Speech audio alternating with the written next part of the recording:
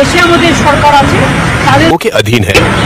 আপনারা নিজেরা এমন কোনো কমেন্ট করবেন না যাতে কোনো হিংসা বা প্ররোচনা সৃষ্টি হতে পারে। সকলেই আমাদের ভাই বোন এটা মনে রাখবেন।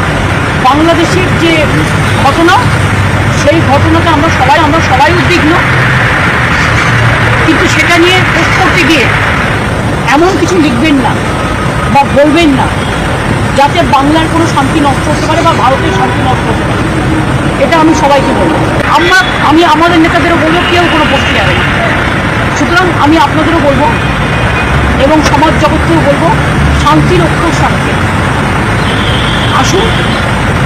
ইন্ডিয়া একটা কান্ট্রি, বাংলাদেশও একটা কান্ট্রি, কিন্তু পাশের যদি রাজ্যে কিছু হয়, আমার প্রতিবেশী কিছু হয়, তার একটা প্রভাব পাশের রাজ্যে পড়ে। সেক্ষেত্রে শান্ত থেকে আমাদের পরিস্থিতিটা থেকে রাখতে হবে। সব সন্তানরা যেন ভালো থাকে।